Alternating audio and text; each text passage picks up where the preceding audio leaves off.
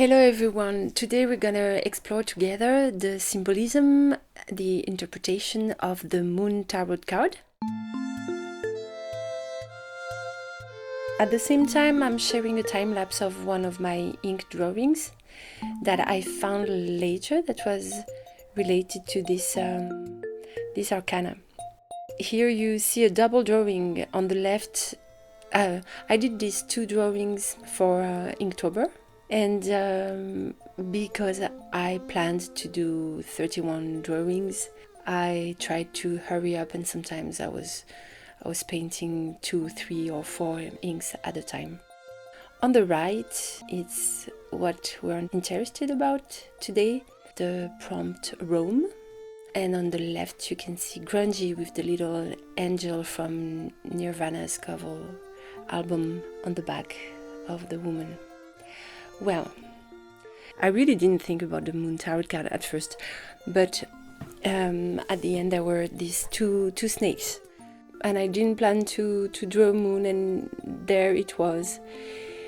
And after, when I read again the signification of the moon, I felt, wow, this goes very well with the moon, which also gave me the idea to make a calendar, because it was the end of the year and I wanted to have a moon calendar to be able to know which phases of the moon we were in, if I had insomnia or things, or whether I was feeling motivated or not, if I could relate it to the moon. But what I want to talk about today is the interpretation of the moon card by Jodorowsky. I always refer to Jodorowsky as, for me, he's a spiritual teacher. For everything that goes around tarot, I think he's the person that knows the most about it, because he spent his whole life studying the tarot, his signification. He traveled the whole world to find its origins, and he even tried to design a deck as close to what it was at its origins. And most of all, he's the only person I know that doesn't use tarot card to just become a fortune teller. I feel he's not fooling people. I feel he's just trying to help as much his surrounding to elevate. I feel he's just trying to be as humble and clear about it as possible, and just helping people out. And for him, this art, as he names it, is more a way to know ourselves better than to know the future. And I've seen thousands of videos where he reads the tarot to people, and where he talks about the symbolism, and he's so passionate about it, and he's so accurate about every little detail, and you can really tell it comes from the heart. The School of Tarot is in Spanish, and I've thought for a long time that I should translate it, because I really think it's knowledge that should be spread out into the world. So yeah, let's begin by watching the card. Let's just watch it. And the tarot is super subjective. Everyone will see something different, and this is a very interesting thing too. We should first watch the card and just see how it talks to us. So on the lower part, we can see a kind of lobster, crab, we don't know, it's a crustacean, trapped in water, because we can see that the water, it looks a little bit like a swimming pool. It's obvious that it's closed. It's not flowing freely like in the star card, for example, but it still has movement. This animal represents our primal animal, that unconscious force striving to rise. And this water that is contained can represent something that is blocked, or something that is about to generate something else.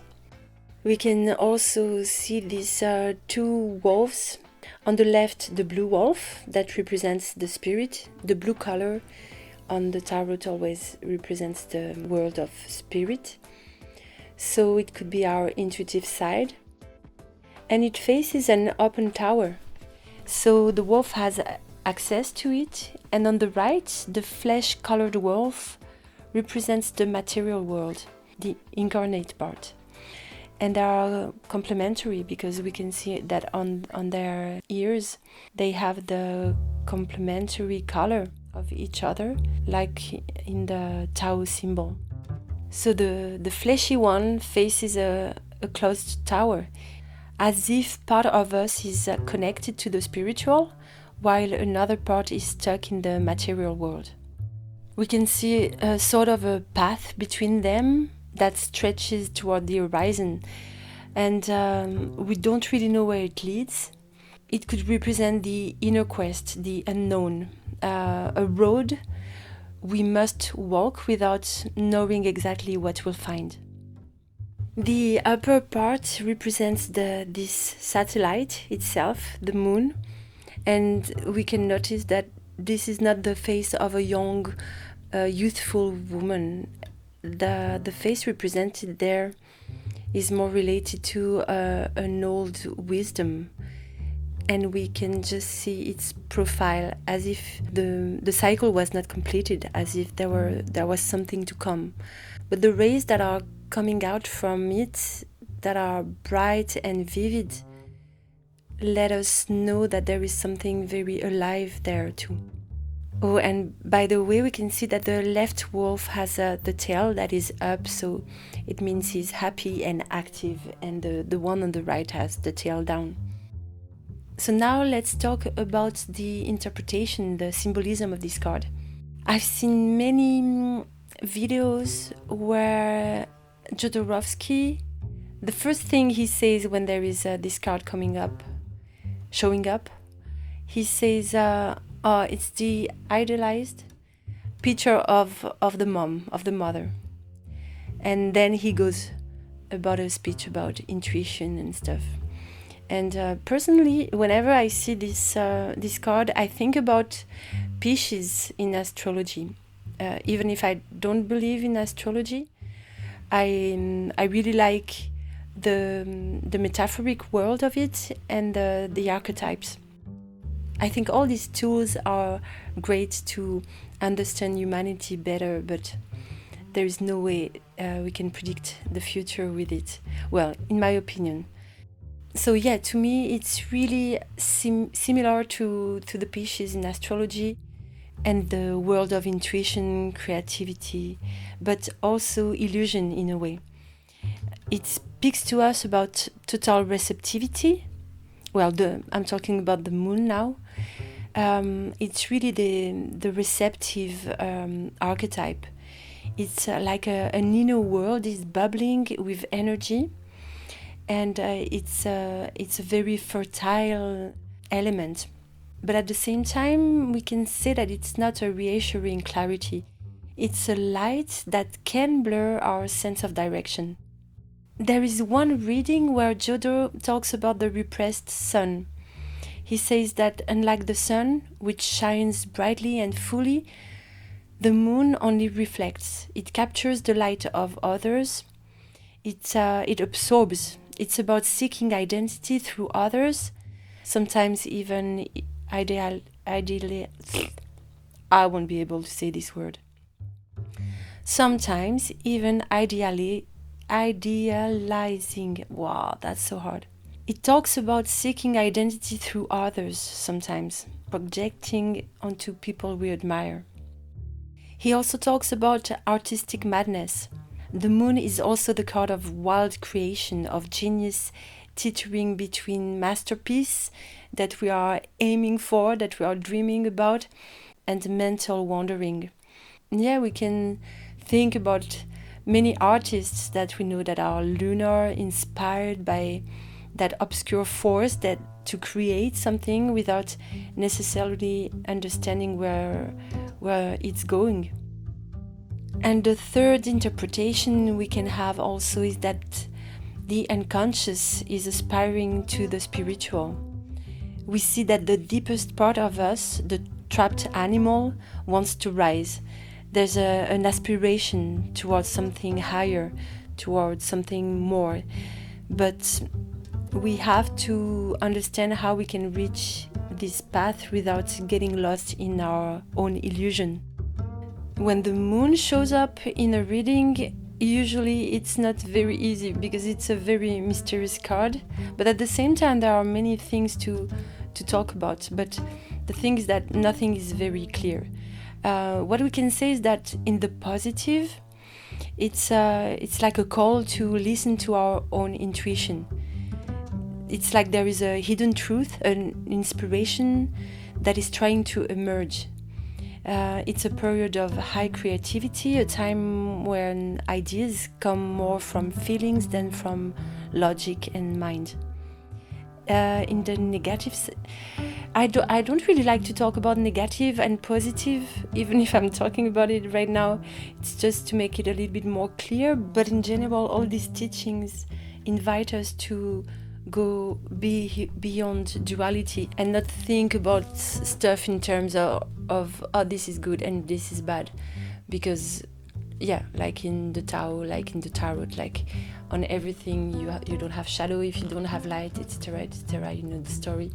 So there's no, there at least when you do inner work like that, there's no point judging things and saying, okay, this is bad, this is good. It's just part of the process, and these teachers really invite us to embrace it totally. But there we can also say, like, the shadow part would be that we have to be careful of illusion.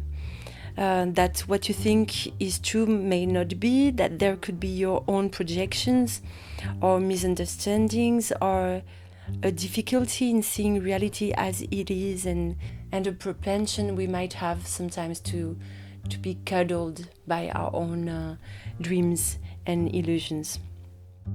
Maybe a piece of advice we could give with this card would be to accept a sort of uncertainty, to move forward without needing to understand everything right away, and just to trust our instinct.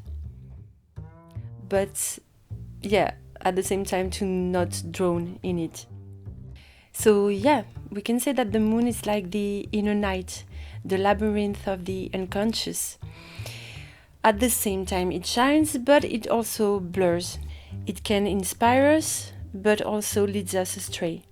It's a card we don't control, we don't own, but we are invited to cross through. So yeah, it's really later that I thought, hey, these two snakes are wild animals, like the two wolves of the moon card, and there is this moon in the middle that I didn't plan to do at first.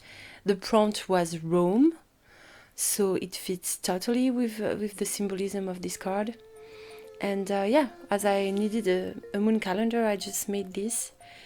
And yeah, I hope you enjoyed this little dive into Jodorowsky symbolism. You know, I always thought that maybe when I'm old I'll dive deeper into tarot, but it's like it's been years since I've been attracted to this, and I really think it's a tool that we should use at any age. And the fact that the school of tarot is only in Spanish, I really thought I would try to translate the knowledge in French and in English as much as I can do, as much as possible, without compromising the message of Jodorowsky.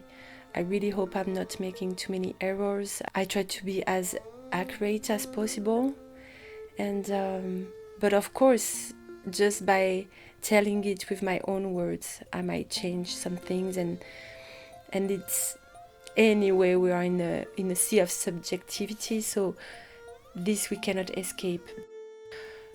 Voilà. Sorry for my English again, and thank you very much if you're here until now. And yeah, take care of your mind, of your body, and your soul. See you next time. Thank you.